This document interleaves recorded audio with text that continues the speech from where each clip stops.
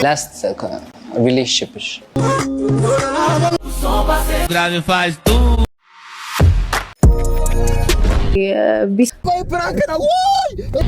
ማን አልቅሶ ማን ይቀራል? ማን አልቅሶ ማን ይቀራል? ማን አልቅሶ ማን Grave faz tu.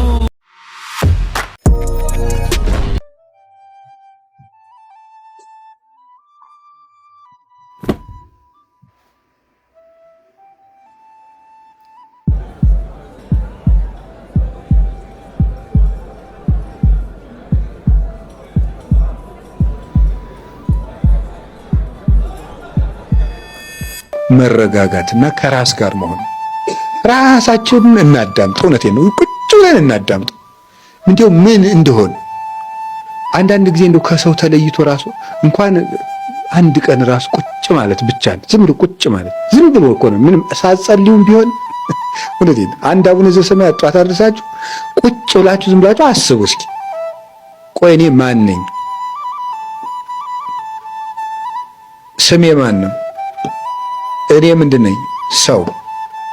እኔ ምንድነኝ? ክርስቲያን። አሁን ምን እያረኩ ነው? እንደዚህ። ትናንትና ምን እያረኩ ነበር? እንደዚህ። እንደዚህ ሊሆን የቻልኩት በምን ምክንያት? እንደዚህ የደረሰባቸው አባቶችና እናቶች እንዴት ብለው አለፉት? እንደዚህ አድርገው። አሁን እኔ ማድረግ ያለብኝ እንዴት ነው? እንደዚህ። ይሄን ሳደርግ ለወደፊት የሚገጥመኝ እንቅፋት ምንድነው? እንደዚህ። ለዚያም መወስደው መፍትሄ ምንድነው? እንደዚህ ብሎ ማሰብ ይፈልጋል። አሁን እኮ ማሰብ የለም። የሚያስብ እኮ ሰው የለም። ይቅርታ ስለጠቀለልኩ፣ ግን ስለማናስብም ጭምር ሰይጣን ምንድነው የሚያደርገን ካላችሁ እንዳናስብ ነው የሚያደርገን። ቁጭ ብለን እንድናስብ አያደርግም። የፈለገ ቢሆን አይናችን በእንቅልፍ እስከምትከደንባት ቅጽበት ድረስ እንዳናስብ ነው የሚያደርገን። እንዳናስብ እያደረገ መተኛት፣ ከዛ ሳናስብ አድረን መነሳት፣ ሳናስብ ወጥተን መሄድ፣ ሳናስብ ውለን መግባት፣ ሳናስብ አምሽተን መተኛት፣ በቃ መዞር ማለት። እንደዚህ እንዳይሆን እግዚአብሔር ጠርቶናል። የጠራን ለምንድን ነው ማለት? እኔ ለምንድን ነው የጠራኝ? ለጵጵስና ነው ለክህነት ነው እንዳትሉ ደግሞ።